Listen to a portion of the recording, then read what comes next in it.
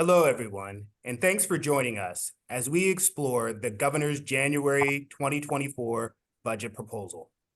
The release of the Governor's budget signals the official start of the budget negotiation season, and it's always one of the most anticipated days on the Capitol calendar.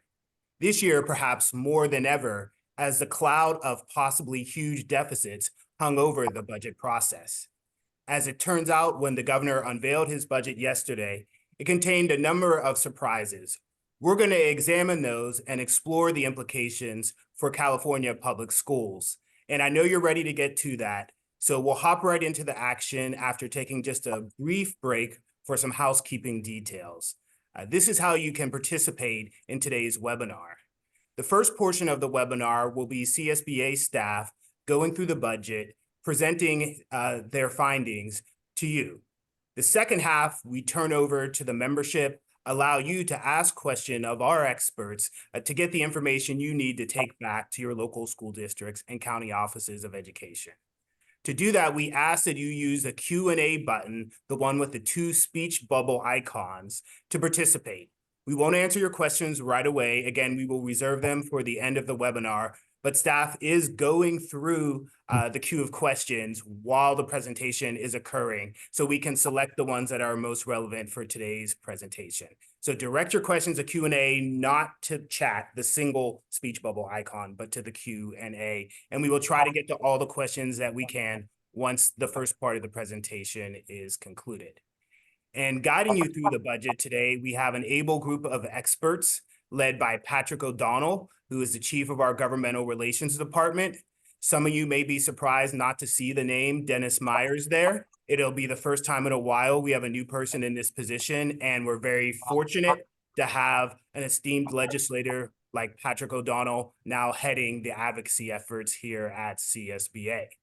We also have with us our legislative director, Christopher Reef, our Deputy Legislative Director for Federal Programs, Erica Hoffman, and Legislative Advocate, Carlos Machado. I'm Troy Flint, the Chief Information and Communications Officer here at CSBA. I will be the moderator. And with no further ado, we'll get to what you really came for, the meat of the presentation about the budget. If you would advance to the next slide, please. And we will start with the Proposition 98 overview. Yeah, thank you, Troy, and good to be here today. I think the message today, when looking at the budget situation, is it's not great, but it's not as bad as it could have been. So there are some positives we can talk about today, especially if we look at what the governor presented yesterday. So why don't we take a look at Proposition 98? Again, the LAO, as many of you are aware, the Legislative Analyst's Office came out in December and said, hey, there's a $68 billion deficit over the next 3 years in the state of California, and that needs to be fixed. Well, the governor yesterday presented a very different scenario. The LAO scenario is somewhat unmanageable, but the governor yesterday presented a scenario that's much more manageable and presents a much more positive outlook on the California budget situation, and specifically with regard to Proposition 98.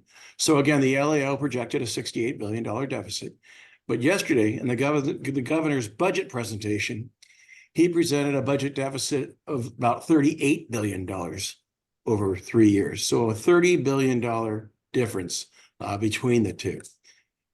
And the governor then laid out a scenario where, using reserves and some belt tightening for sure, we can bridge that gap and really, for the most part, keep our schools whole and fiscally healthy. Now, more is to be heard when the May revise comes out, because that's when the numbers are actually rebooted. And the fiscal situation is repainted, and we'll see what the budget situation looks like more so in this May. But for now, we've got a budget with about a $38 billion deficit. The governor's laid out a plan to deal with it. It keeps schools relatively whole, so that's very positive. So let's keep looking here. Proposition 98 overview here. The revised minimum guarantee for the current year is about $105 billion. That's below that. So in other words, a cut, if you will, of $2.7 billion. That does not mean the state of California is going to ask school districts to write a check and mail it off to Sacramento of their local money. No. No, it just means that it's going to come from other places, a variety of places those funds will come from. The minimum guarantee for 24-25 is again above this current budget year's figure of $105 billion. So next year, it appears that within the governor's proposed budget, he is proposing to spend $109 billion under the Proposition 98 guarantee. And you'll see the two figures there. TK through 12 share of Proposition 98 is about 90%, just under 90%. And then the community college share is about 11% of Proposition 98. Now, the revised estimates over the 3-year period, it represent about a decrease of about $12 billion relative to the 2023 Budget Act. And the January budget proposes changes of about $8 billion to avoid impacting existing funding for local educational agencies and community college districts. Okay. Proposition 98 continues to operate under the Tier 1 test.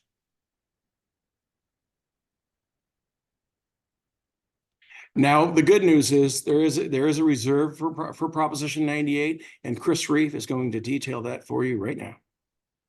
Yeah, so it was actually a welcome surprise in regards to the budget this year. Many of us were expecting, I think, calling on the governors, but certainly CSBA was very vocal in its advocacy and lead up to the release of the January budget, that the budget deficit, as it was looking through the LAO's projection, was so stark that you could not look at the reserve. And so we were very pleased to see the governor dip into the reserve.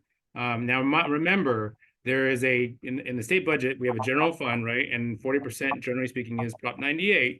So the general fund side has a reserve and Prop 98 has a reserve. And so we have our own reserve for public education. And in that regard, we're very pleased to see that the governor is dipping into the reserve so that there's an opportunity, right, to make sure that we're forestalling or not foreseeing any current year cuts. And so what you're seeing here on this slide is a 2-year deposit into the reserve. And then you're going to, withdrawal from the reserve, but you're going to continue to see a reserve a money deposit into the reserve so that the reserve will continue to operate. What that does is it leaves a balance of about $5.7 billion in the current year, and then it'll go down to about $3.8 billion in the subsequent year. This is a big deal.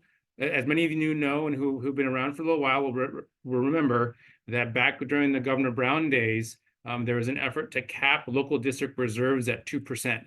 And that was a significant policy shift and put a lot of districts in a really difficult position. And here we have a reserve now that is much more reasonable as a result of years of political and policy advocacy by CSBA.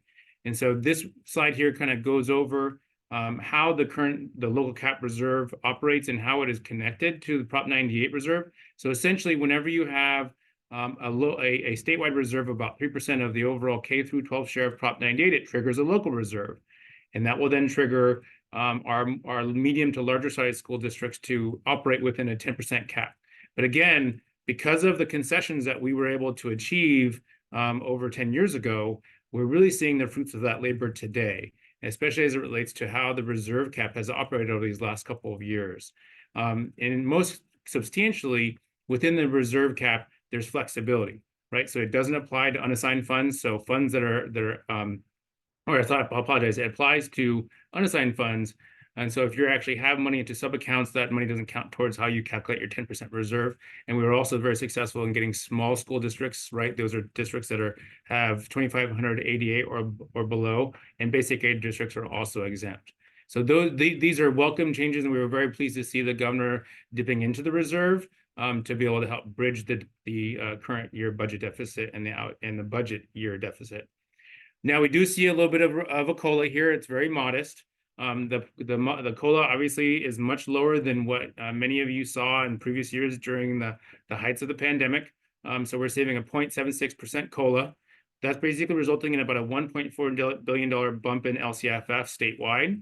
For county offices, on the other hand, when we take into account, this is based on Department of Finance numbers, when they took into account ADA adjustments, declining enrollment, for example, and some other things, it actually resulted in a little bit of a decrease, about $5 million statewide in that regard.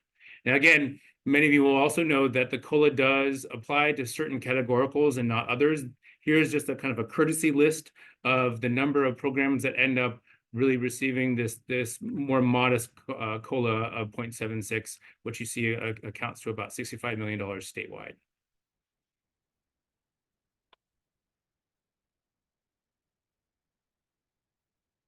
Nope. Sorry, Patrick, I think you might be muted. So the major takeaways, Prop 98 remains generally healthy. There are reserves. We can deal with this problem.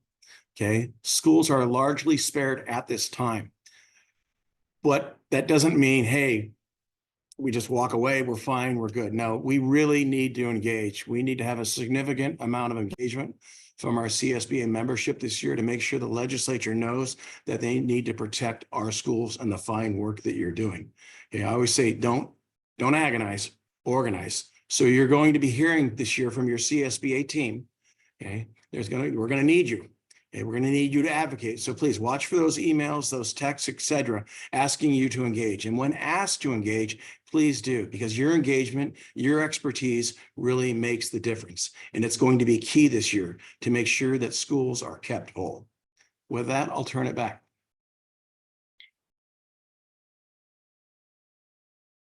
Here we're going to go into the specific budget proposals, and I'm seeing some questions pop up in the Q&A, and we'll get to those as we get near the end, of course. But we'll try our best to, hopefully through the presentation of the following slides here, to answer some of those questions. So we're going to get in some of the more specific budget proposals that we saw released yesterday in the governor's January budget proposal. Hi, Chris. I could take it over from here. So there is a big proposal change on attendance in the governor's proposed budget. This is to help improve instructional continuity for students, especially those that are impacted by issues outside the control of schools and districts, like severe climate events, illnesses, and other incidents that might include wildfires. What the proposal would do is it addresses two pieces. One, from a student perspective, is that it would allow for other opportunities for students to make up that learning time in order to offset absences and mitigate learning loss and other issues. And then from the district perspective, it helps address the fiscal impact that these absences have upon the district. On the, and as you know, the absentee is a feature that is fed into the dashboard, and it could be one of the triggers for differentiated assistance. So these could be helpful in those particular cases for districts that might be an issue. So some of the opportunities that districts have to address these is they could take the form of Saturday school, inter-sessional school, or before and after school. So that's the intent. We don't have specific language, but those are some examples that the governor's staff have shared. The other piece to this too is that if there are longer emergencies, then the proposal will include an opportunity for students to attend instruction at neighboring LEAs. And then the other piece attached to this too is that there's going to be $6 million for research proposed to help districts provide for additional hybrid and remote learning opportunities for students in these local and state emergencies. So we will continue to track this closely, as it could provide some benefits to both students and districts that face these types of challenges. Chris, back to you. So one of the things that I think, and as you heard Patrick mention in the beginning, the way in which the governor has really kind of helped to bridge the budget gap is not only just dipping to the reserve, but doing a little bit of belt tightening. So when we're talking about that belt tightening, there is some elimination of some one-time monies that have been allocated and also some ongoing dollars. And we're seeing this in regards to the state facility program or school facility program. But it came with some kind of, it's a little bit of a blessing in disguise in that regard. And so although we saw a reduction of one-time money that could otherwise go into the school facility program of about 500 million, and he's continuing to delay, if you will, the 550 million for the preschool TK and full day kindergarten facilities grant program. This is going to be about the third time that he's done this in terms of that delaying of that funding. There was actual language in the budget write-up, and also if you followed his press conference yesterday, he did give acknowledgement to the fact that there is a willingness to put a school bond on the ballot for for this November 2024, and that's really a big deal.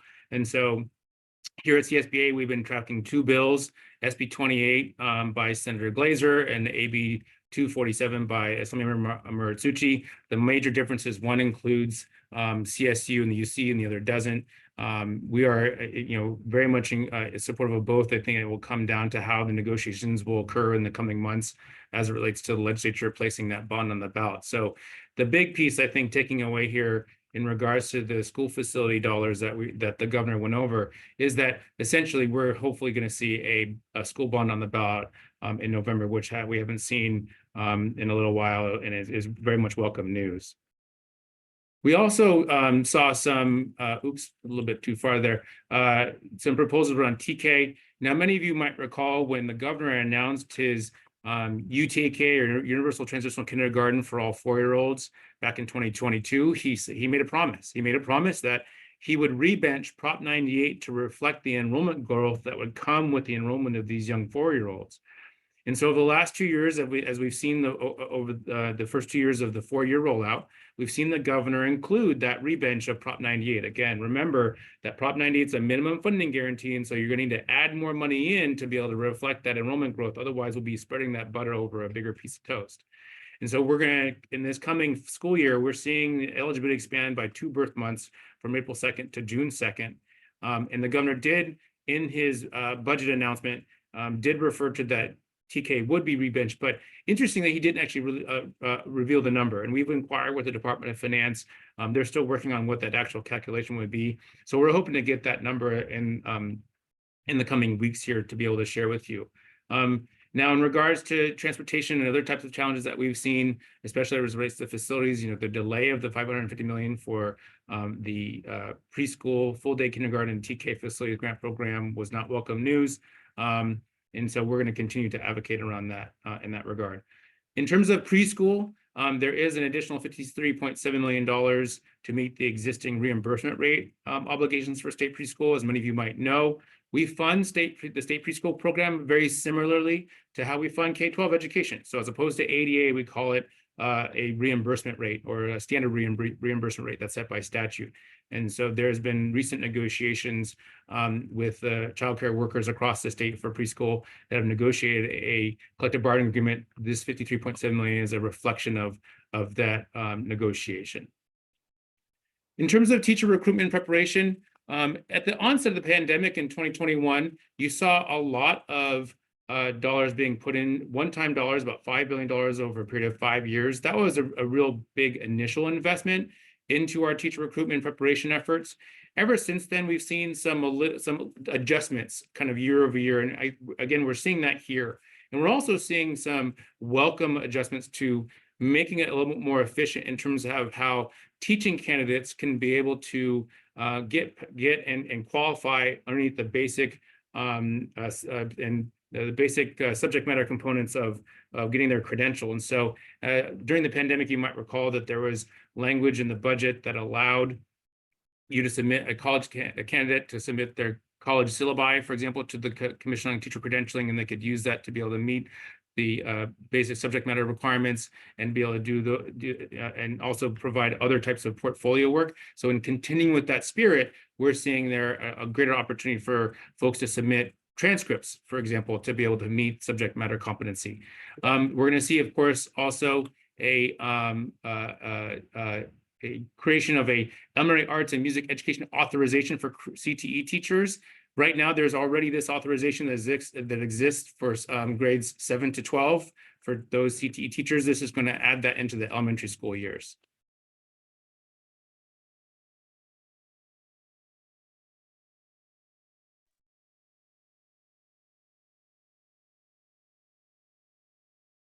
Okay, there, I think I got myself unmuted finally. Had a couple of steps ahead to go through, so sorry for that. Wanted to talk just briefly about special education. Not a lot going on this year. You know, over the last 5 years, special ed has received supplemental funding in the realm of about $3.5 billion, which has been wonderful. Unfortunately, this year there is not an increase specifically into special ed funding, you know, under the AB 602 funding formula. But he is leaving that basically even funded, but there will be a COLA provided of the 0.76%. Don't have a number for you yet, but that should be coming in the next couple of days. One thing we did want to raise to you though, and last year, as you know, legislation was signed to look and basically provides assessment for students who have reading difficulties, and predominantly kind of geared toward, checking to see if they have dyslexic issues, things of that nature. One of the big issues that CSBA spent a lot of time on last year's bill was making sure that there was funding provided for teachers to be trained so that they could actually provide these screening instruments and understand them and be able to figure out, what the results of these screening instruments are. The one thing the governor did provide in the budget is about $25 million in one-time Prop 98 funds through the K-12 mandated block grant to support the screening of educators. So that's a good step for teachers and for students, because we have to start implementing this come the 25-26 school year. So we did provide that funding. As far as for universal meals, as you know, we're in universal meal time right now. And the governor did provide additional funding, just over $122 million in ongoing 98 funding to fully fund the Universal Meals Program through the 24-25 school year. And then finally, kind of briefly just on broadband, he did provide additional funding up to, basically it's about $5 million in one-time funds to extend the broadband infrastructure grants so that we can ensure connectivity for poorly connected school sites, low-income areas. He also provided some additional funding for the high-speed network, for the K-12 high-speed network. He's provided an increase of about $3.2 million in ongoing Prop 98 funds to support the high-speed network program, which helps to ensure that schools can connect a little bit faster, which is a good thing. Carlos, I think it's off to you now. It is. Thank you, Erica.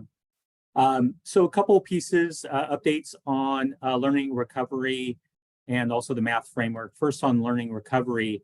So the budget proposes to make 2 changes to how learning recovery block grant funds can be used. The first one is that it would direct the unspent funds to students that have learning loss based upon assessments.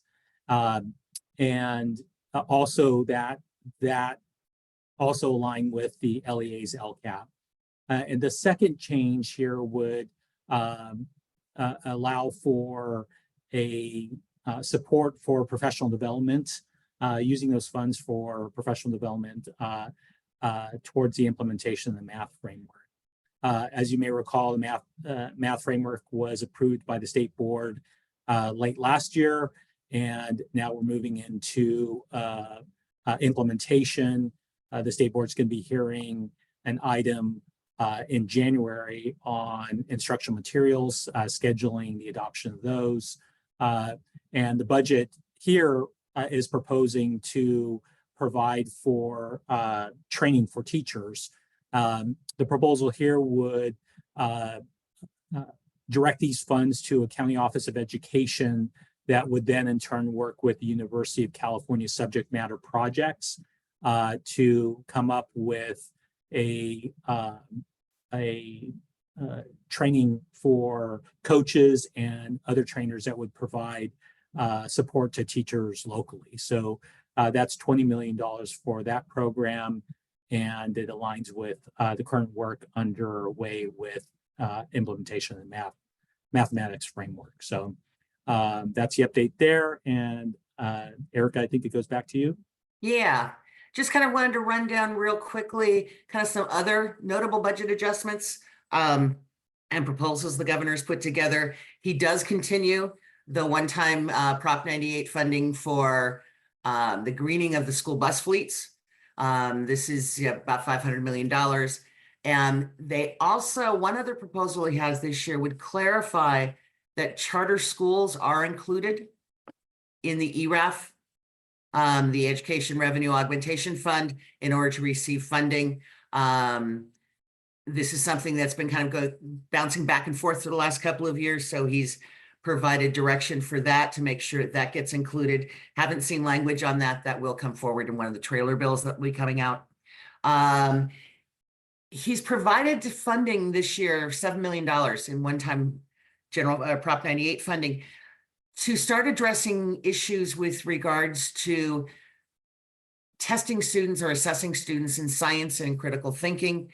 He's providing funding specifically for the development of like curriculum embedded performance tasks, short assessments that you can use both to assess a student's subject matter knowledge in science, but also for the development of programmatic issues and programs in schools. So he's proposed that. The Inclusive College Technical Assistance Centers are going to be receiving some additional funding. These are centers that help with the completion of the FAFSA, which is now a requirement for students. As you know, they have just redone the FAFSA at the federal level. There are still some questions about it, but that'll be kind of an ongoing discussion here for the next couple of months, both at the state level and then also at the federal level with the U.S. Department of Education with regards to that. And then finally, he also provides an increase in funding, about $1.5 million for the Homeless Technical Assistance Centers.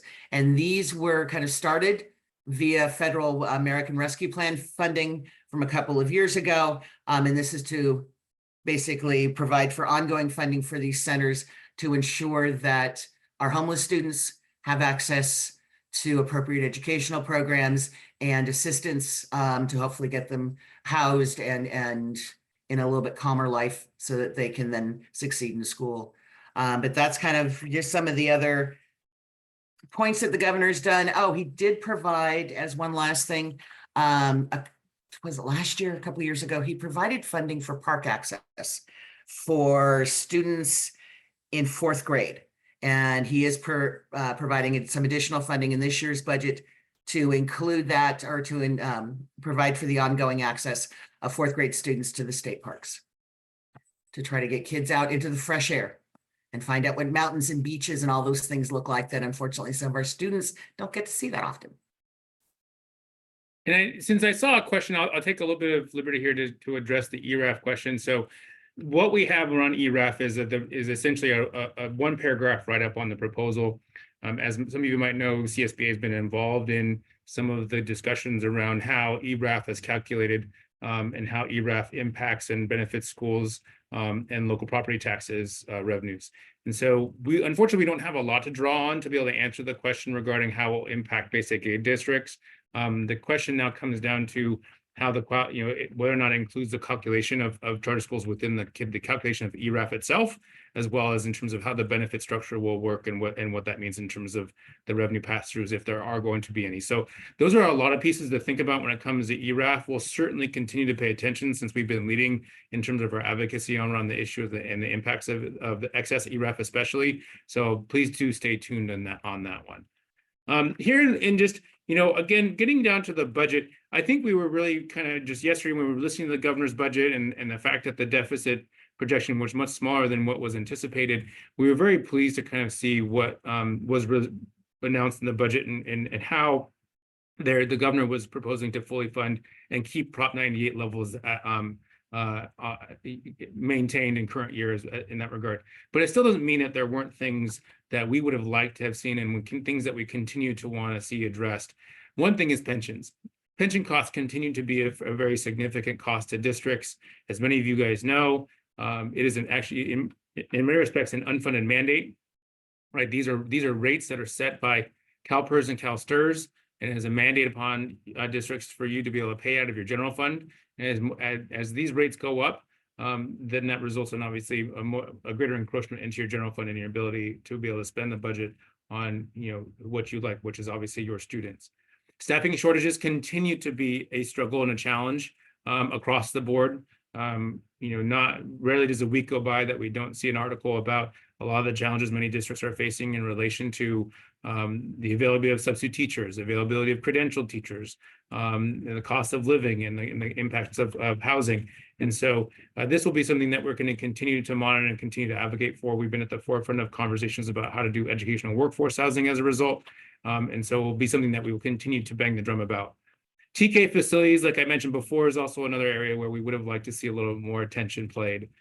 The $550 million for the preschool, full-day kindergarten, and TK facilities program is something that's been very beneficial. We would actually like to see more. We were initially asking for about $1.3 billion for that. This will be something that we advocate for within the construct of the bond. Because TK facilities continue to be one of the bigger barriers to how we can fully and successfully implement universal transitional kindergarten. So moving on, and as alluded to in terms of what Patrick had said much earlier, is that advocacy is going to be key in the coming months.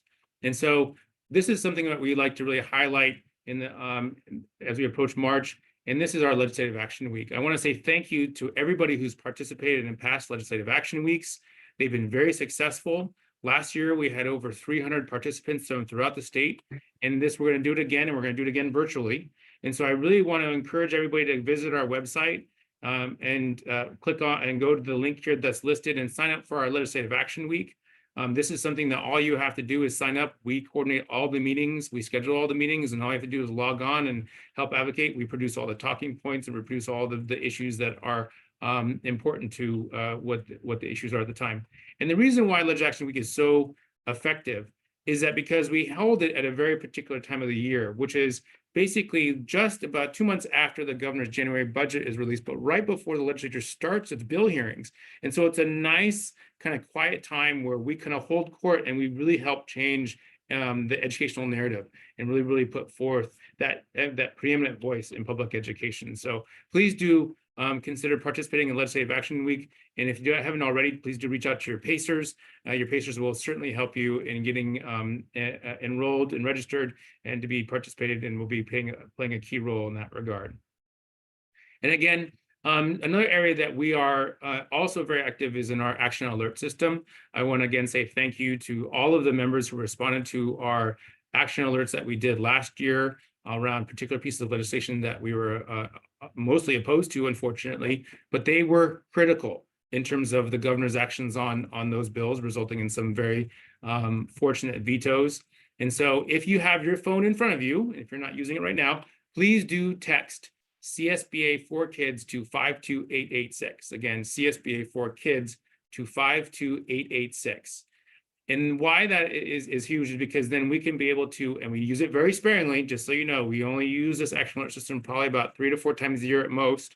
And it's a great way for you to be able to receive alerts and respond to right there on your phone. It's real quick. You just tap a couple buttons, enter in your name, and you can be able to fire off a letter. And that letter makes its way to your legislator to be able to voice your concern and your opinion about pressing issues, both budget and legislative. So please do take advantage of that opportunity. And on the federal side, I also want to have Erica here talk about our Coast to Coast program. Yeah, Coast to Coast. This will be our third Coast to Coast trip, and it's basically an opportunity for school board members, school administrators to basically come as governance teams back to Washington. We get in a variety of speakers for you, and then we send you to the Hill to go talk to your members of Congress to try to get them to hopefully keep in mind your perspective and what you need as they're looking at federal legislation. Unfortunately, I can't really tell you a lot of what's going on back in Washington right now because we're still in the throes in the midst of hopefully one of these days actually getting some sort of budget action for the current fiscal budget year, 24-25.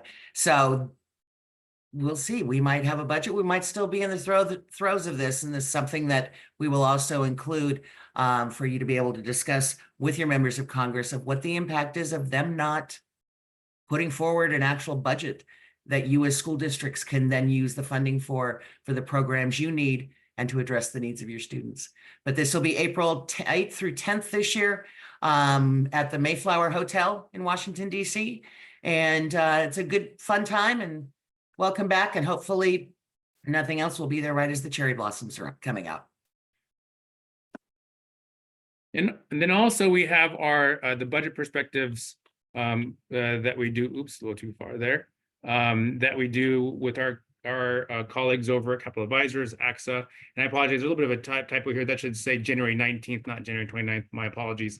Where we'll be going out on the road, coming to you, to a local county office of education near you, to be able to go into much greater detail on the budget. And so you can certainly, if you just Google Capital Advisors Budget Perspectives Workshop, you'll be able to find the sign up area and sign up for a county near you. We'll be hearing a vast majority of the counties up and down the state, from Humboldt all the way to San Diego, from San Bernardino to San Mateo to Fresno, Placer, El Dorado, so forth. And so it's a great opportunity for you to come out. We spend about an hour and a half with you. We go into great level of detail. And there also is a lot more for us to share in relation to the Budget Perspectives Workshop, because we'll have a little more detail when it comes to breaking down some of the budget trailer bill language that we've seen presented as a result of the governor's January budget. I like to include this slide here just to kind of go over our advocacy team. Obviously, you had Patrick O'Donnell kicking off our webinar here, and the rest of our team. We're here for you. We serve you. Please do feel free to email us anytime. And if you have questions on legislation, budget, or what have you. But again, these are great opportunities for us to work with you and to be able to hear from you about what is going on at the local level, so we can be the best advocate for you. So for that, I just want to say thank you very much and turn it over to Troy for questions. Want to thank everyone once again for joining us. We've set a record both in terms of registration and in terms of attendance in the live webinar, and we will try to reward your faith in us by getting to all these questions before we have to adjourn today. We'll start out with more of a general question to present a broad view of the budget. One of our members wants to know, how will the budget adjustments under Proposition 98 impact the quality of TK-12 education? So if you could just speak briefly to how this budget compares to some last budgets, and if we see any major impact, either positively or negatively, on schools' ability to provide services to students in the upcoming year.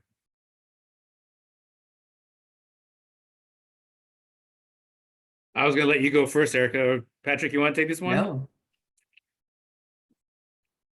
I'll jump in real fast here. So what I'll say is, I'm pleased that the governor has really maintained funding at current levels, right? So what we were really concerned about, when many of you might have seen us at AEC, when we do actually our own version of a budget perspectives, kind of where's the money, that Patrick hosts a workshop at the AEC.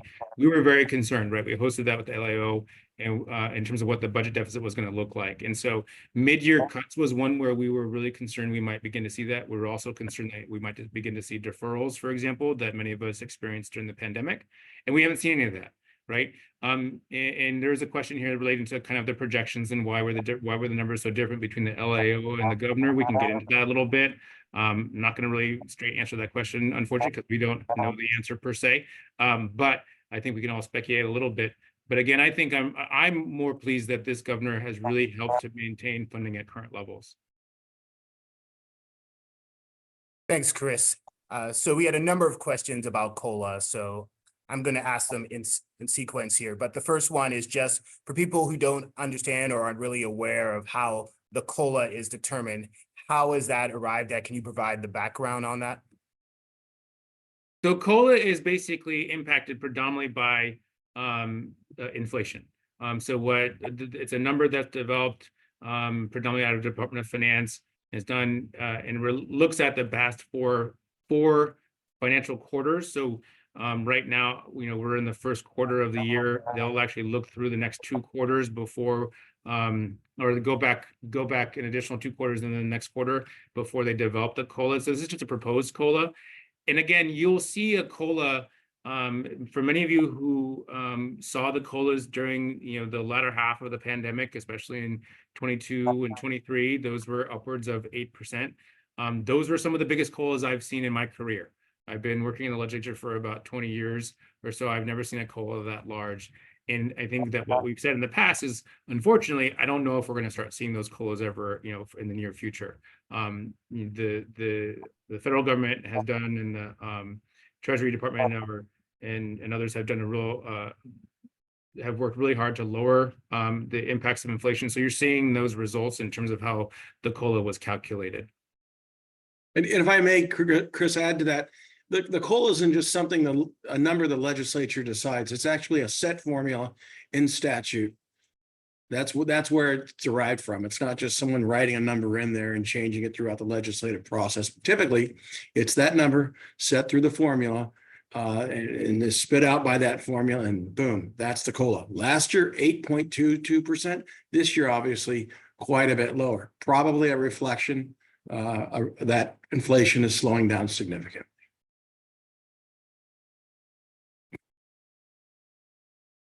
And then just to follow up, there was another question that talked about how the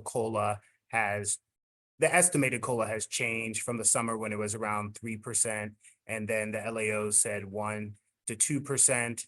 And then, of course, 0.76% in the governor's budget. If you could talk about, how there's some variance based on people's estimates, and what, if any, recommendations you have for districts that budgeted according to some of these higher estimates that were produced in the past. So again, I think that the manner in which that inflation has actually dropped quite a bit has really impacted how the governor's and the Department of Finance has gone about calculating the COLA. When we're back in the summertime, projecting out is a little bit can be an inexact science. And in that regards, you have these sometimes situations where the projection of what inflation could look like in the coming months or in the out year could impact what your projection would be. And so in that regard, I would say that although we might have seen a larger COLA, if you looked at the inflationary rates back in the summertime, in some respects, it's a little bit of a blessing that we see lower inflation now, because it would be just it's a trade-off in some respects. But you're not wrong. It is a challenge. In some past years when the deficit has been really, really bad, what has happened is that the legislature has actually waived the COLA. It's not a constitutionally mandated COLA. It's a statutorily required COLA that can be waived by the legislature when times are really tough. We saw the COLA waived many times during the Great Recession, during the housing bust. Those were very dark times. Certainly, we don't want to see a return to those. But in that, in terms of the 0.76, it is very modest. And I think that we're going to see more come out in terms of how that calculation was made as the legislature embarks upon its hearing process. Okay, I know there's a lot of pushback in the chat that people are saying based on their consumer experiences that the COLA should be much higher than 0.76 or 1 or 1.5. But I think Chris has provided as much insight as he can into how that process works based on the estimate. So we're going to move on. If there's more time at the end and people have questions that probe a different part of the COLA discussion, we can return to those. Another topic on which there are a lot of questions on, and I know, Chris, you said you didn't want to dive into this too much, but just so people know that we're not ignoring this, if any information you could provide or insight on the degree of the discrepancy between the LAO's $68 billion deficit estimate and the more recent estimate of $38 billion provided by the governor's Department of Finance yesterday. Yeah, and no, I saw that, and I appreciate hearing that from Sheldon Smith out of San Luis Obispo County, and also want to congratulate Sheldon in his recently announced retirement. So sad to see Sheldon doing that, but congratulations. Sorry, I had to take a little bit of liberty there. So when we asked finance this question, actually, and this is a question that not just us, but many of our other education colleagues, advocacy colleagues also are very curious about. We were in some regards, we were told, hey, if we had a different projection, right? We had different numbers. The real issue, I think comes down to two or three fairly significant factors. One is for the last 7 months of the prior year, a lot of folks, especially our economic forecasters, our budget number crunchers, and others in the Department of Finance, the LAO, and even in our own offices here, we were in the dark, right? The delay of the tax filings from April 15th to October 15th, and then another delay of 30 days to November 15th, really created 7 months of just unclear numbers in terms of what the revenues look like. And so that really didn't provide much of an opportunity for folks to really get a clear picture and make more accurate projections. Two is the governor has identified a substantial amount of funding that can be done through what he's kind of referred to as belt tightening. So he's basically put a freeze on all hiring for open positions in state government. He's starting to put in places a removal of certain one-time monies or other monies that have not gone out the door yet, to the tune of about at least on the general fund side of $12 billion. And then it comes down to also just they used a different set of numbers. I think what we'll see in the coming months in terms of the legislature is that there's going to be questions posed of both the LAO and both the Department of Finance as to how they arrived at these numbers. I mean, you're already starting to hear some, media coverage in this regard, because how could the number be so great? And so we're going to see again more revelations come out from the Department of Finance and the LAO in terms of how they arrived at that number. Hopefully, we'll see a little bit of a closer walk towards what the governor proposed. But again, that 30 billion was quite a bit of a divide.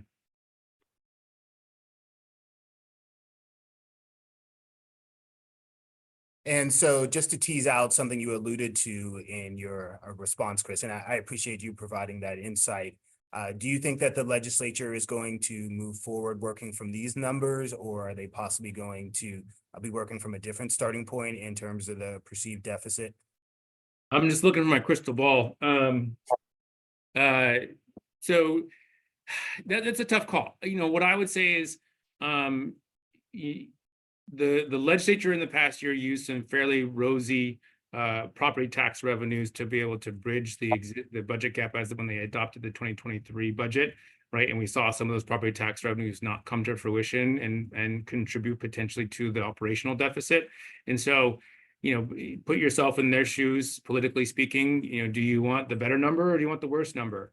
And so I think that we're going to see folks leaning into the governor's number a little more, but that does not necessarily mean we're going to see members of the legislature really pressing on the Department of Finance and the LAO to really explain whether or not which number is more accurate. Because in the end of the day, the legislature is going to want to be able to operate under what is a more accurate number, because if you start to play with that fuzzy math, it's not going to really end well.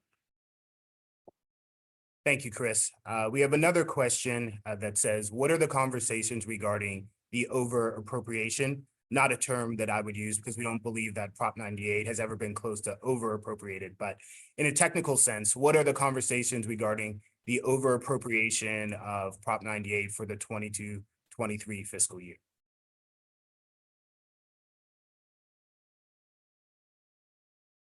Patrick, you want to take this one? I'll let you take it. The over appropriation, and again, this gets back to one of the initial questions, and that was, if we're kind of how are we going to see this impact the quality of education? And I don't mean to kind of push the can down the road a little bit here.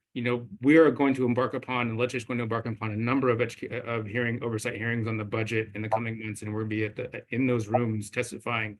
But at the same time, the over appropriation is one where, again, we are not actually seeing any cuts, right? We're not seeing any mid-year reductions. We're seeing the effort by the governor and hopefully the legislature to be able to fully fund Prop 98. And so they are using a little bit of a kind of budget accounting and kind of cutting back and pulling back one-time monies to be able to fill those gaps. And so the over appropriation at this point right now it's a matter of whether or not the legislature and the budget, and we'll see these numbers come more accurately to fruition during the May revise, is whether or not those numbers can hold firm and hold true, because we're going to want to make sure that we don't see any mid-year cuts or any reductions to funding that districts are counting on into the coming fiscal year. Great. We're going to move on to TK for a moment. We have a couple questions on that subject. One asks that for districts who were approved for TK and kindergarten facilities funding and have already received the planning funds, will the rest of their award be delayed? So I would have to have some one-off conversations. So whoever asked that question, I would strongly encourage you to email me and we can look into that a little bit further. The issue comes, there's planning dollars that was initially issued in the first year of the implementation, about $125 million. And then there was an additional $100 million that was planned out the next year to be able to assist districts in planning it. That money's already gone out. So if you already have that money is for you to be able to fulfill those grants. They're not pulling back any of those dollars. The main money that the governor has proposed, kind of pushing down the road again, is that preschool, full day kindergarten, and transitional kindergarten facilities program, that $550 million.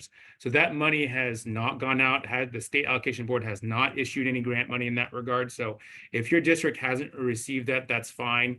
In terms of the planning grants, those monies went out through the Department of Education. So that money is for you, should be for you to be able to expend. If you're finding that there are challenges with those dollars or not, please do contact me, and I'm happy to kind of dig into it a little bit more. And specific to basic aid district, are there any developments as far as reimbursement for basic aid school districts for the full implementation of TK?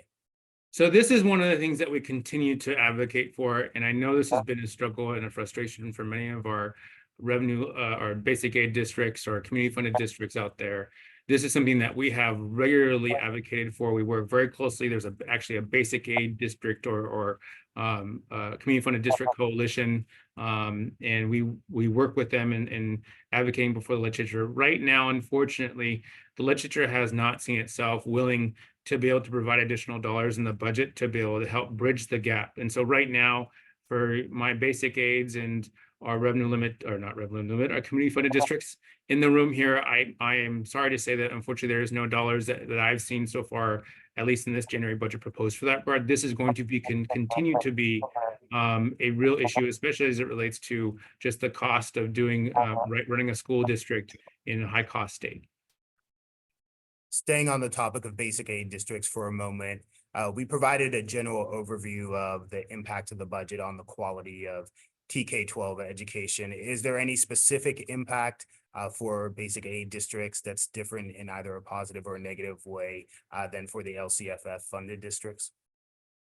There was no specific proposals that I saw in the governor's proposed budget relating to basic aid districts. So basic aids did not get an additional allocation as proposed in the January budget. Okay. The next question, I'll try and condense it. It's a long question, but essentially it talks about all the rising costs, increasing minimum wage, PERS rates, utilities, all the financial challenges that districts are dealing with are sort of converging. So in that environment, what are recommendations for districts to try and find this funding for universal transitional kindergarten, as well as trying to staff in a difficult hiring environment and deal with facilities renovations or new facilities? I could take that one. I think the first thing to do is support the budget that the governor has presented. From my perspective, it's a best case scenario. So the first thing to do is make sure we don't go further backwards, right? And to make sure your voice is heard by the legislature this year, pound those doors, meet with those folks, respond to our emails, our text messages, asking you to advocate, because that really makes the difference. On a go forward basis, I think you're going to have to analyze your own budget and see where your expenditures lie and what your priorities are, and be fiscally prudent for sure. Make sure you have adequate reserves and spend wisely.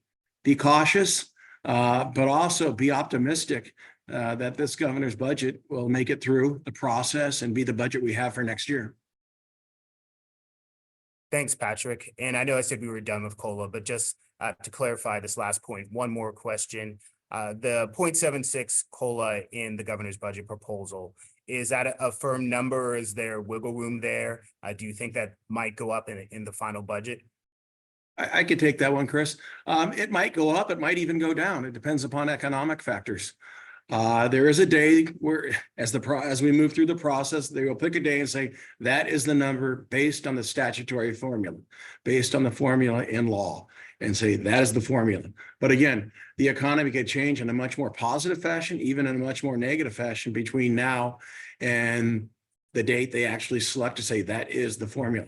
Part of this is a bit political. Some may want to pick a formula that's a little bit smaller based on a certain date. Some may want to pick a different formula. So again, that's why it's so important to be engaged in the process. Thank you, Patrick. Is there any chance of deferrals, or are schools out of the woods on that front? I would say today, there are no deferrals today. The governor proposed no deferrals yesterday. Again, that's why it's important to support this budget. Thank you. During the governor's. And Troy, if I may, if you're not at the table, you know this. If you're not at the table, you're on the menu. So make sure, folks, that you're getting to the table, you're having your voice heard, because I can assure you, anyone on the, my team can assure you, there are other organizations outside of education out there advocating for their interests. So we need to make sure we're advocating for our interests so that we, at a minimum, keep our piece of the pie, if not grow it through the process. And I'll just add on to that real quickly. Ledge Action Week is a perfect way to do that. Yes. So this is a great way for us to come in and be able to highlight that, especially as we'll have more information about what revenues are and what the budget proposals really look like, right? Again, devil's in the details. What we're sharing with you right now is really kind of 30,000-foot level overview of what the governor's proposed. As we get into the legislative hearing process, we're going to really digging into a lot of those details and have a lot more information to share. And so when we get to March, we'll have a much more focused way of being able to advocate. And certainly one of those things is, maintain funding, don't cut Prop 98, right? Thus avoiding deferrals. Thanks to both of you. Next question. During the governor's presentation, he listed programs he was sustaining, and he included the Arts, Music, and Instructional Materials Discretionary Block Grant, but added Prop 28 parenthetically, which made me think he may be considering reducing last year's grant by offsetting Prop 28 guidance. Any insight into that? So we continue to monitor this. And it's a good question. There's language in the arts grant that you can't supplant, you can only supplement. And so that language continues to vex, because there are some challenges in terms of the language and what that means in that regard. The Prop $28 go directly and rebench Prop 98 by about the tune of about $1 billion. Right now, I think it remains to be seen, and I think the real time that we'll probably have a firmer opportunity to really answer that question when we get to the May revise, right? So right now, we haven't seen the governor swap that money out. There's some protections. I think there's also folks really watching kind of how Prop $28 are going to be used, and so really when we get down to the May revise, when we see what the real numbers look like, that will be something that will become clear. Got it. So the next two questions kind of flow from one to the other. So I'll take them in reverse order. So we're working from the general to a more specific application of the question. And we'll start with, what advocacy is CSBA doing in opposition to unfunded mandates? The base grant is so low that unfunded mandates eat us alive.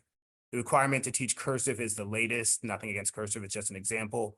In an endless long line of unfunded mandates. And I can say that there's nobody in the Capitol that is more aggressive about calling out and protesting unfunded mandates in CSBA. I'm sure if you ask anybody that's here in the legislature, they will know that we're constantly pounding the table saying no more unfunded mandates. So make no mistake about it, CSBA is out there sounding the alarm against unfunded mandates.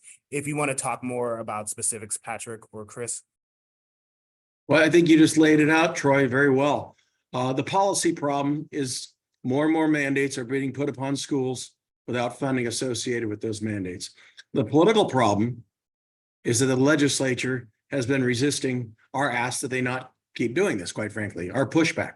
So again, the solution is political. We need to make our voices heard when bills come through that put further mandates on school districts that aren't funded, or just simply many mandates, quite frankly. So again, it's having our voice heard.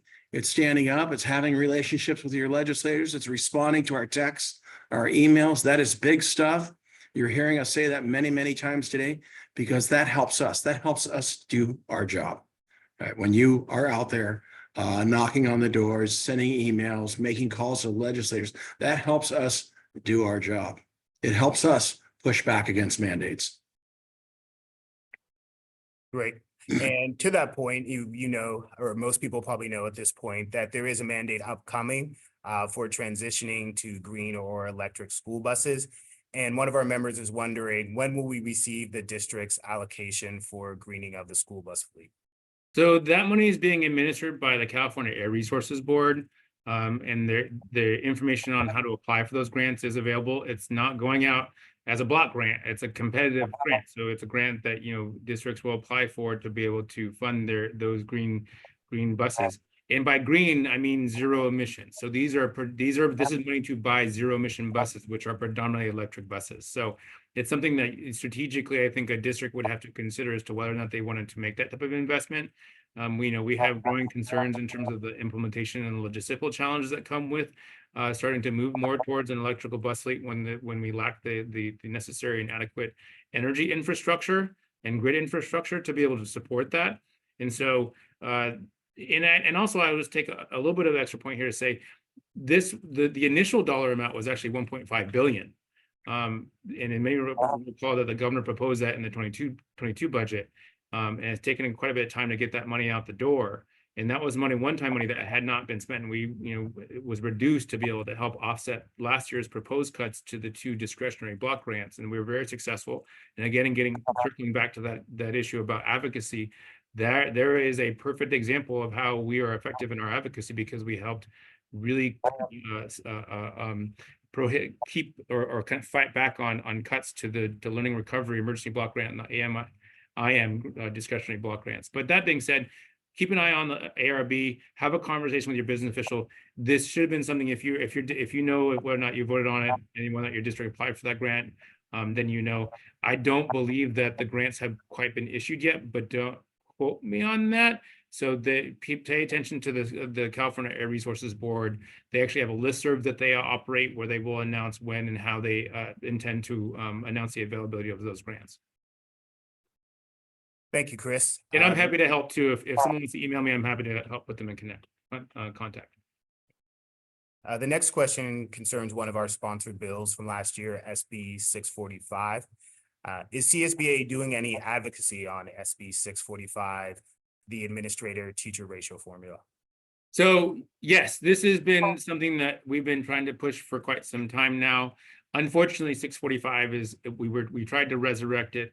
And it just was not the opportune time, though we know this continues to be a real challenge. And so I just want to say that this is not something that we're going to forget about. This will be something that we're looking more into deeply. I just want to encourage the person who asked the question, obviously, to reach out to me. That was a bill I staffed. It was very unfortunate that there are some political challenges that come with that. That made it a little bit challenged to move the bill forward, but it is something that we continue to push, recognizing the type of workload, the type of burdens, and the type of requirements, especially required of our small school districts, right? Because what's required of a school district, large, medium, or small, is required of them all.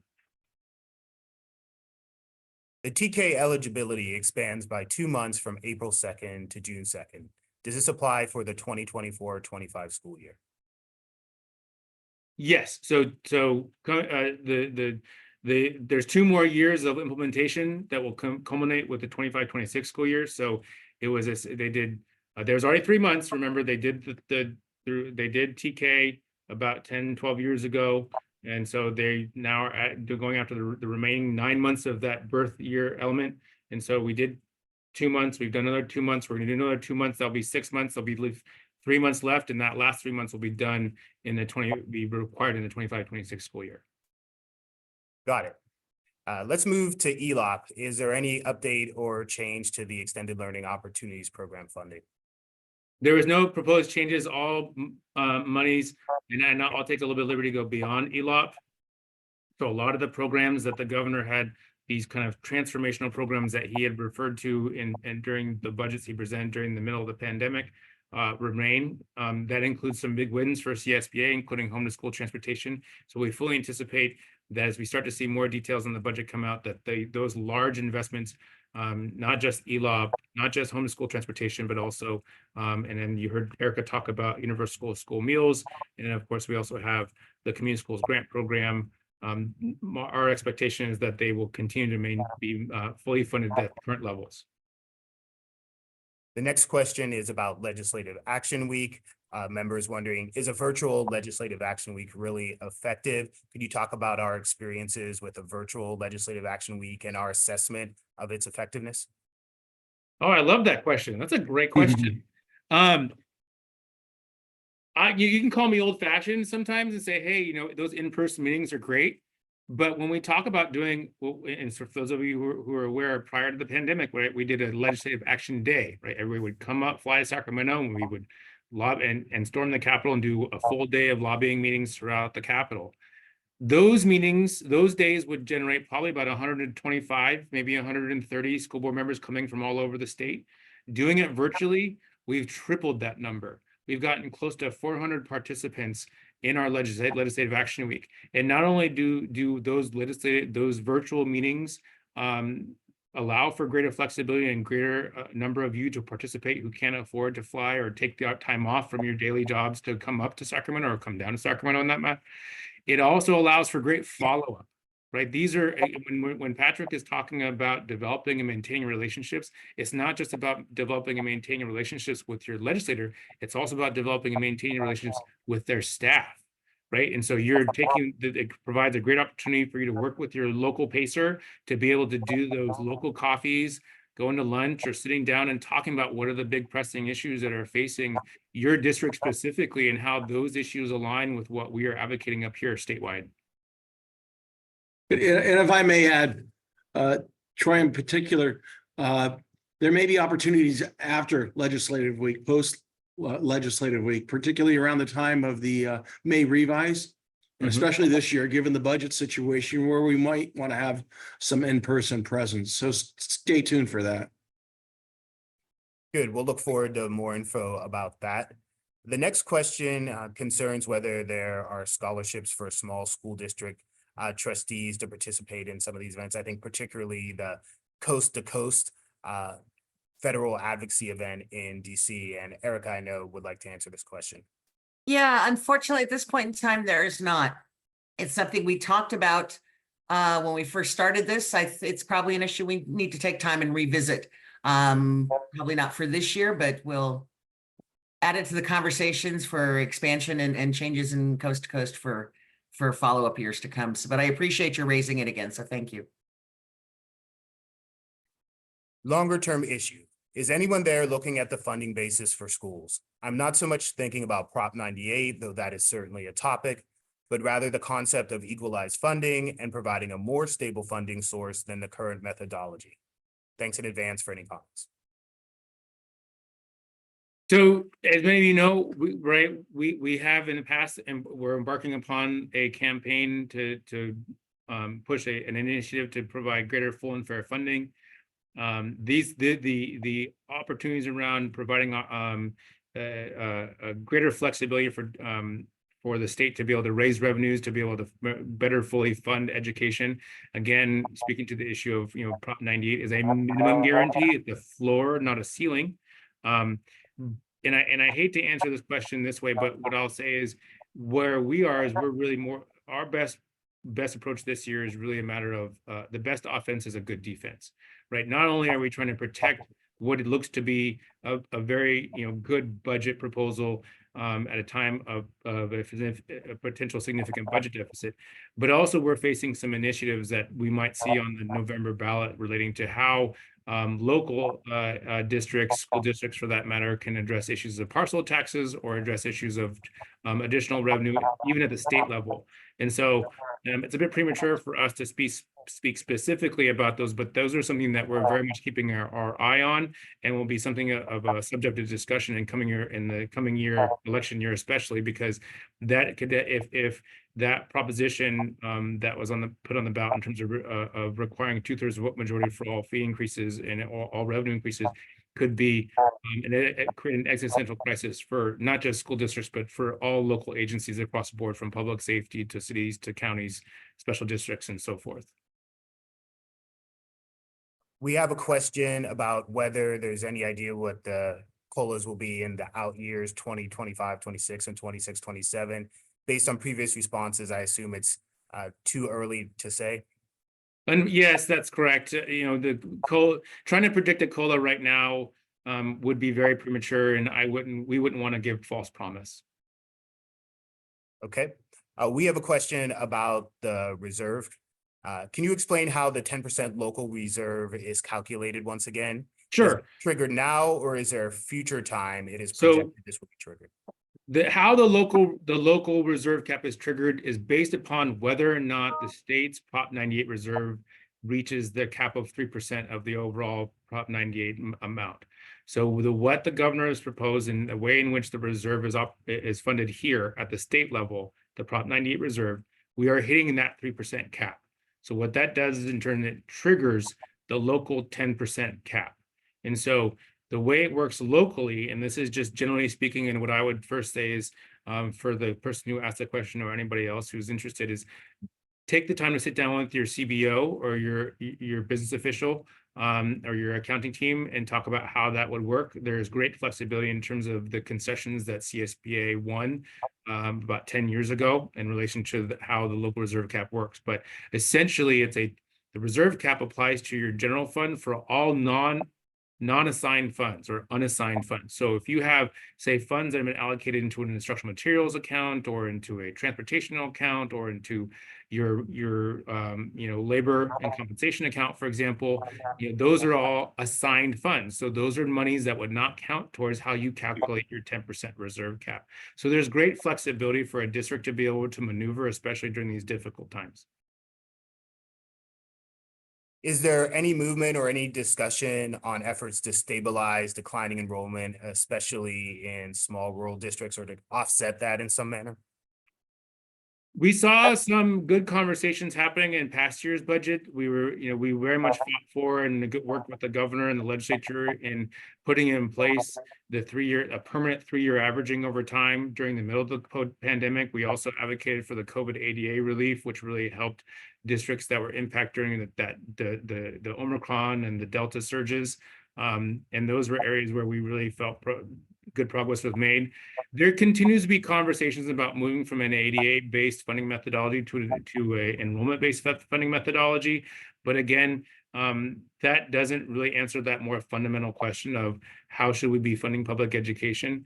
Right now, we're dealing with the reality that this governor's proposed, again, just funding Prop 98 at current levels, given where the deficit is.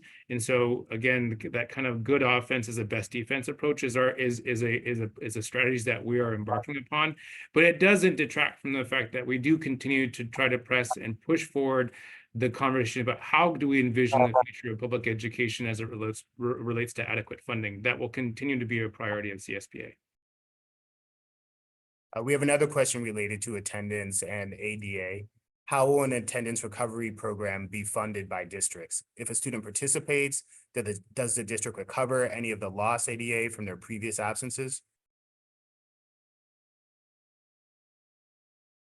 It doesn't, the information that we have from the governor doesn't go into that level of detail. We'll be able to see those in more clearer as to what he proposes when that budget trailer bill language is available. We'll have more details later on that piece. And Troy, if I may, Carlos is absolutely correct. There's few details on this proposal. However, where I think the governor's going with this proposal is to encourage schools to hold Saturday school, maybe some other time period, be it after school, whatever, to make up the ADA, but also have students in a classroom learning off regular school hours to recapture that ADA. Again, many school districts already do hold a Saturday school 8 to 12 and recapture a good amount of ADA for those students who are absent. Got it. The next question relates to allowable expenditures. This member says they hope CSBA will strongly oppose changes being made to existing allowable expenditure categories. Their district has plans for expenditures that would now possibly not be allowed, and they need to be able to trust the expressed allowable expenditures and not have them changed later. Thoughts on that? I'm gonna try to read between the lines in that question and presume that what they're referring to is the Learning Recovery and Emergency Block Grant. Yes, that's exactly it. Okay, so again, you know, I know we're starting to sound a little bit like a broken record here. Again, the devil's in the details, right? And so we're going to see what's in there, because certainly that we know, and this is one of the bigger pieces that was a function of our advocacy in the past budget conversation, and that was, listen, if you're going to cut the arts, music, and instructional materials block grant, or the LRE grant for that matter, which are both discretionary block grants that provide districts with great amount of flexibility, that a lot of that money has already been going out the door. Many districts have even negotiated that in some respects in relation to some operational costs and collective bargaining, for example. And so though you can't just kind of bring those money back. And so that could continue into the coming months here as we start to see what the details look like. So again, it comes down to what type of is the governor or is the Department of Finance looking at certain percentages, certain ADA numbers? What type of mechanisms will they use within the LCAP process that they've alluded to in their budget description? So these are all factors that come into play. A member is wondering if we're going to do a webinar educating districts on how to plan in case the actual deficit is more than the projected $38 billion. And I know that's something that will be discussed in the upcoming workshops and elsewhere, but if you want to elaborate on that. I mean, we'll do a webinar in relation to the May revise, so everyone can certainly stay tuned, and we do something very similar for that as well. And so what I would say is that we start to get clearer revenue projections and economic forecasting done by not just the Department of Finance, but also the LAO. And again, this goes back to some of the original questions about why did the two entities come up with such different budget projections in terms of the deficit. We're going to see a lot of these quite hard questions asked in the legislative process in terms of the budget oversight hearings.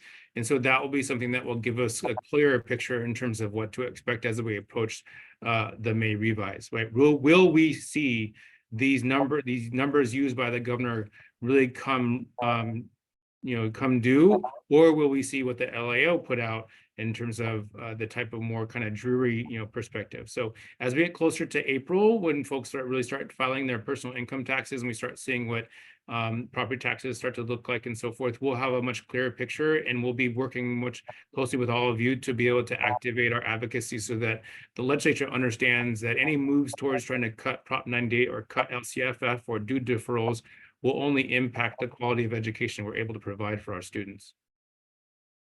A related question, a member acknowledges that this budget is better than expected and said it's somewhat out of line with other economic forecasts recently for California. They're heading into negotiations and making long-term commitments. Are there any other forecasts or data sources we haven't mentioned that they can use as a reference for the budget situation in upcoming years? Or are they relying upon the LAO and, of course, the Governor's Department of Finance? I can take that as one who sat at a bargaining table for many years. I think the biggest thing you can do is to educate your bargaining team. Show them your projections pro, your AB 1200 analysis, how expenditures have impacts in the out years, your attendance, your ADA, your data associated with that, and all those little things in there that really forecasts the economics of a school district. So again, it's educate the folks around you so that they know what's going on, and that anything you do at the bargaining table costs money, not just the next year, not just that year, but many years down the road. Thank you, Patrick. Another question back on the topic of TK. There's a member who's worried that if they have to pay for the full rollout of TK, adding this additional grade level, that they will not be able to fund their schools sufficiently. So they're asking, are there any other alternatives, options to help them bridge the gap between the fiscal demands of the TK rollout and everything else that's required for their school?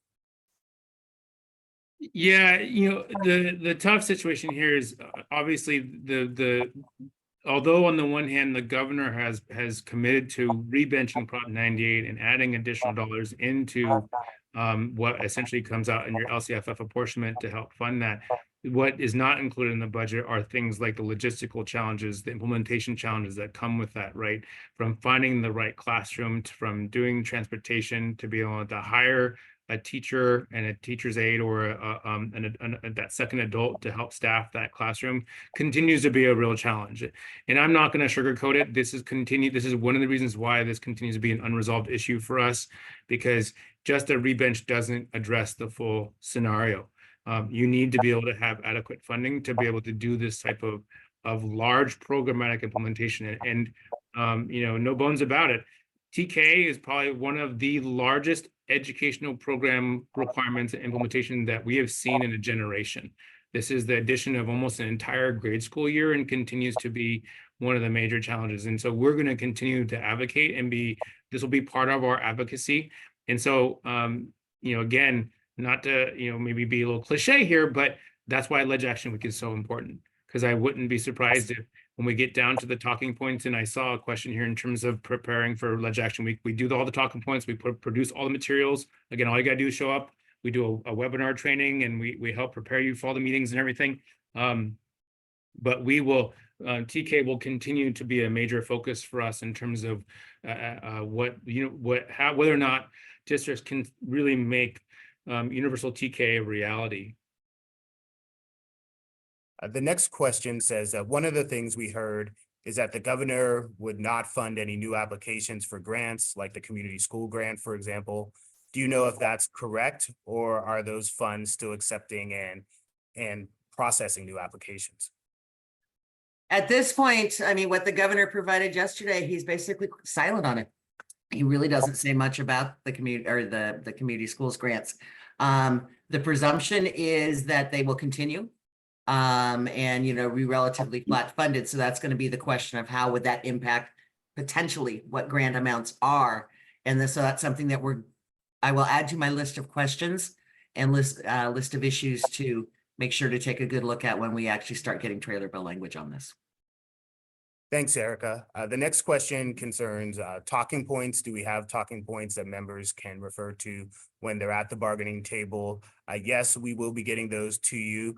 We contemplated sending some out before the governor's budget, but we were advised to wait after an internal discussion. I'm glad we did, because things have changed completely from 36 hours ago. But now that we know where the budget is substantially different than we anticipated on Tuesday, we will be sending out some modified budget points that reflect the current situation. And that will continue as we advance throughout the budget process until its completion. The next question says that although the average per pupil funding rates look really generous compared to years ago, as the governor pointed out yesterday, but that is just an average, and many districts are funded well before that average. What can be done to help us make up for the sunset of COVID funding to backfill the funds used for increased counselors and social workers? So the expiry of the ESSER dollars is of great concern, and it is something additional that we do raise regularly with the legislature and with the governor's office in relation to when we start to see that money expire. I like this question, not necessarily for that part, but because I think it also raises a very good point in that, when the governor lists what the overall total ADA amount is, which is somewhere in the $23,000 per pupil. I mean, I can ask, I'm sure if we were all in a room together and I asked many of our board members, hey, do you actually get $23,000 per pupil? I would imagine I would not see many hands raised. And what that number really begins to reflect is that that number, what folks like to do is they take all the dollars, federal and state, facility, not facility, one-time money, grant money, categorical money, and put it all together, and they do just a pure division of the total number of students, and that's how they get to that average, right? And then we know that many districts don't even get anywhere near that amount. And so those are areas where, again, your local advocacy, your local relationships, your local conversations, those opportunities to develop those connections are critical, because you can provide that personal on the ground experience in terms of what the real numbers are. What's Fresno Unified saying? What is LAUSD saying? What is Paramount saying? What is San Diego Unified reporting? All of, these districts, you can share what your real numbers are locally in terms of what the real impacts are, because the expiry of those dollars is going to be a challenge. And I'm not saying that we have a solution. It is something that then, of course, those speaks to, we need to keep the current funding at current day level and not see any mid-year reductions or reductions in funding in future year budgets. Otherwise, it'll only make the situation worse. Okay, we have a couple more questions about green buses or electric buses. And I know we have something in the works regarding this issue. I don't know how much, Patrick and Chris, you want to talk about it in this particular forum. But the question specifically is, with regard to busing, will all districts either have to have their own green fleet or provide a third-party vendor with a green fleet to offer transportation for all students? I can jump on that. First, I just want to share that we well understand the technology challenges associated with electric buses.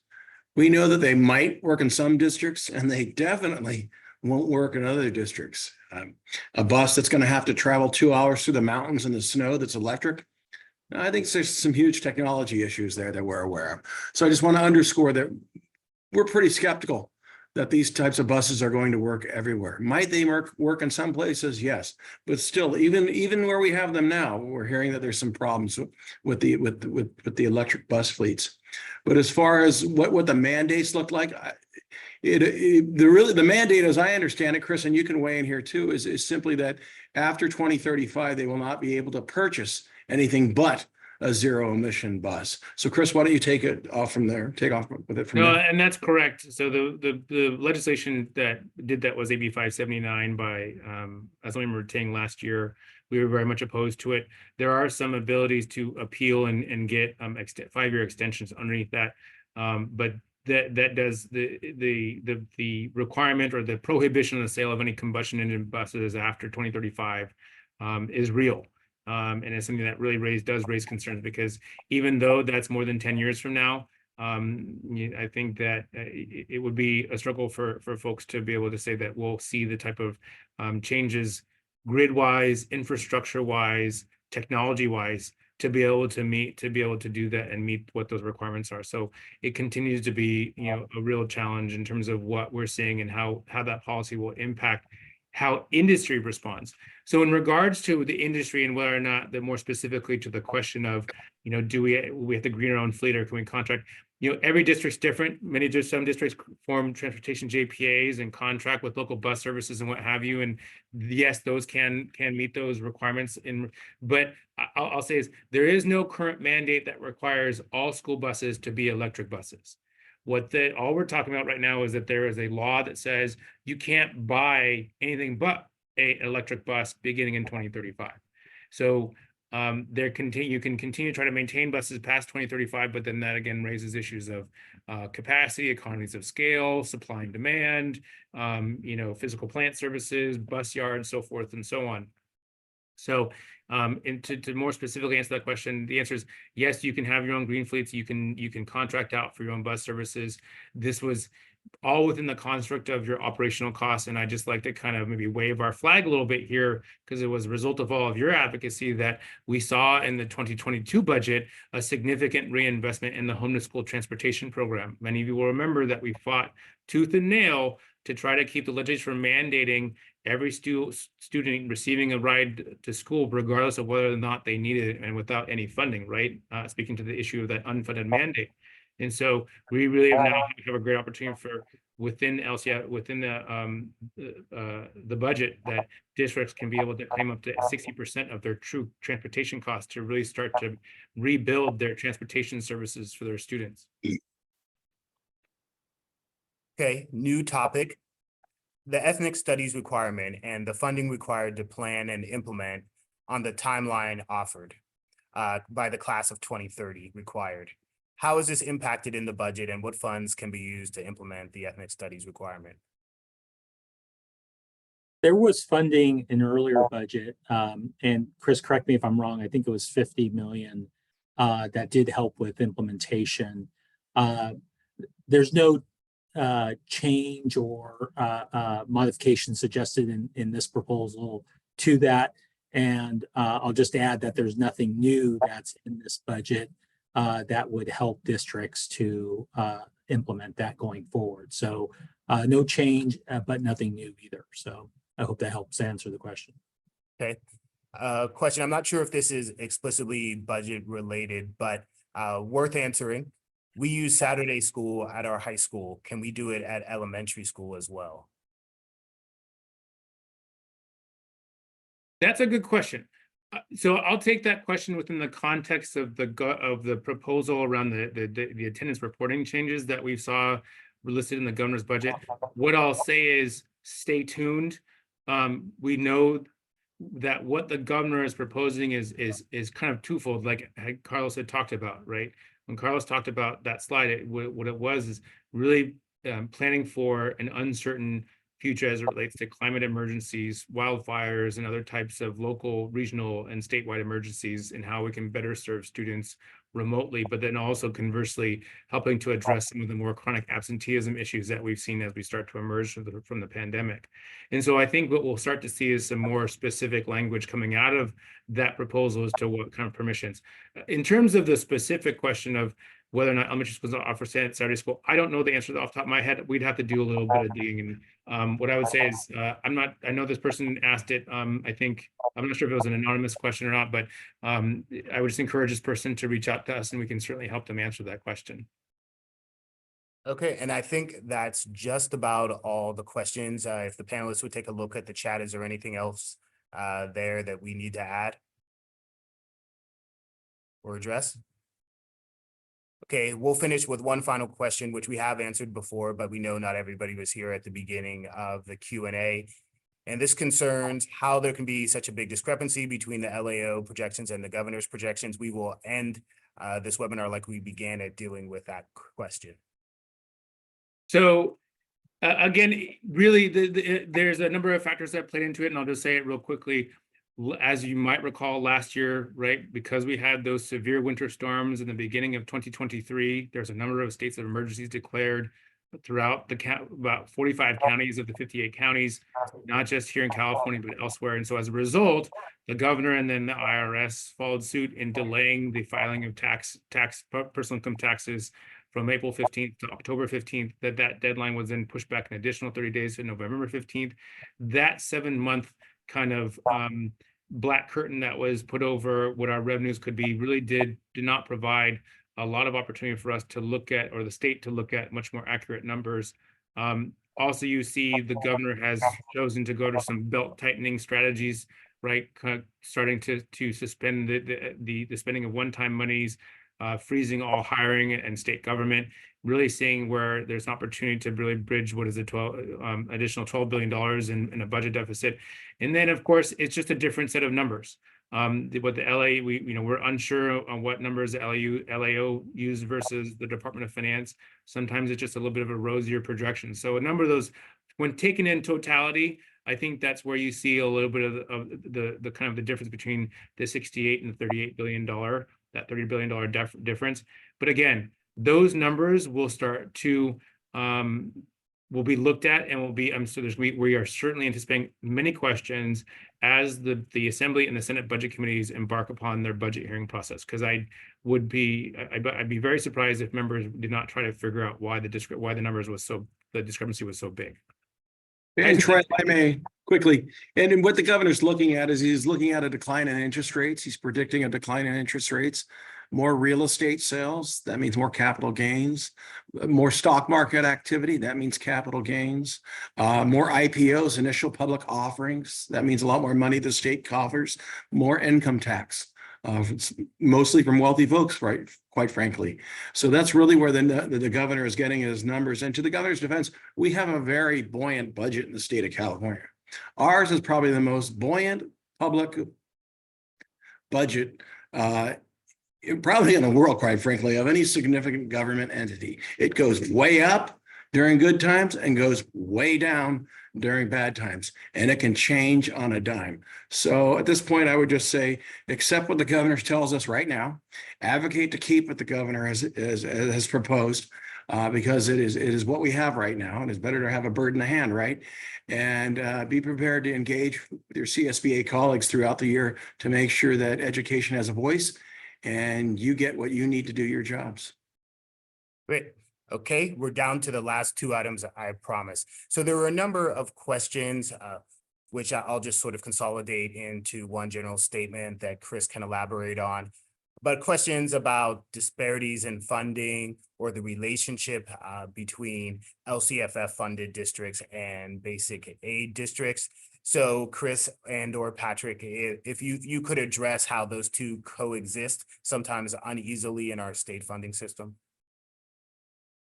So I'll just do real briefly here, and thank you for all of you for staying with us. Basically, yeah, what's called a LCFF district, LCFF funded district, or a basic aid, or what we call community funded district. And a community funded district is where you're able to meet your LCFF allocation based upon your high levels of property tax revenue. So, traditionally, those districts that have high property values or see a lot of turnover in property tax revenues as a result of sales of houses do see a bump and bump into and above and into a basic aid status.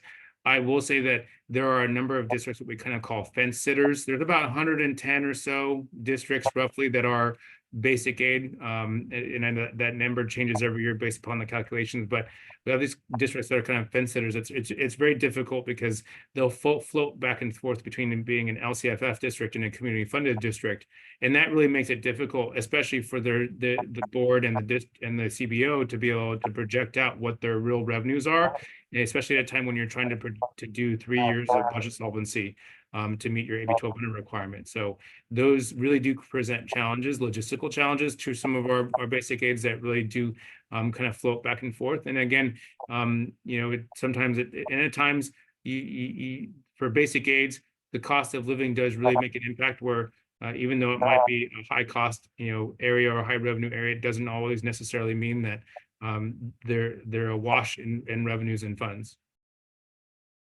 Thanks for that. And we will close with a reminder to organize, not agonize, as Patrick O'Donnell has said. I'm going to steal that phrase and be using it often. And one way that you can continue to organize is to be part of our action alerts and to receive our texts. We are very sparing in sending these texts. We won't bombard you. You won't even get one a month. So it's low risk, high reward if you participate. Text CSBA for kids to 52886.